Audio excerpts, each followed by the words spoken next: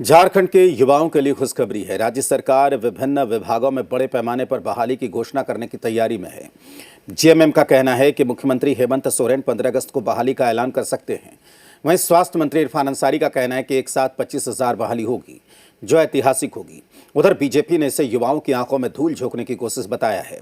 Party का कहना है कि अब तक नियुक्तियों के नाम पर केवल घोषणाएं हुई हैं।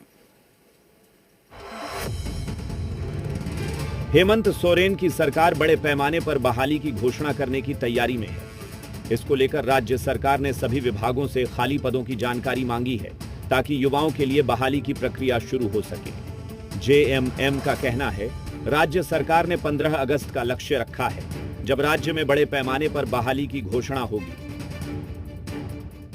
यहाँ पे निवेश के साथ जो रोजगार जुटेंगे वो भी एडिशनल होंगे। तो इस पे गंभीरता से हेमंत सोरेन की सरकार काम कर रही है और 15 अगस्त का जो एक डेट टारगेट फिक्स किया गया, हमको लगता है उसके पहले ही सारी चीज़ें साफ हो जाएंगी कि हम आगे की दिशा क्या बढ़ेंगे। स्वास्थ्य मंत्री इरफान अंसारी का कहना है, यह अब तक का सबसे बड़ा और ऐतिहासिक कदम होगा। एक साथ 25,000 बहाली की घोषणा होगी।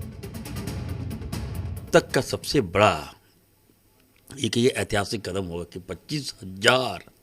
आप सोचिए कि नियुक्ति पत्र, नौकरियां, घोषणा ये हो गया, मोदी जी कर दिए तो हो गया, मालिक है। और आप सोचिए वो 25,000 परिवार कितना होगा, लाखों लाख परिवार उससे हो क्या है अपने पैरों में खड़े होंगे, जुड़ेंगे।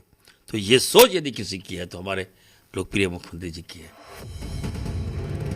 उधर बीजेपी कह रही है, सीएम हेमंत सोरेन ने चुनाव के वक्त युवाओं को नौकरी देने का वादा किया था। उनकी सरकार के दूसरे कार्यकाल के 2 साल बीत चुके हैं। अभी सरकार खाली पदों की जानकारी ले रही है। यह केवल युवाओं की आंखों में धूल झोंकने का प्रयास है।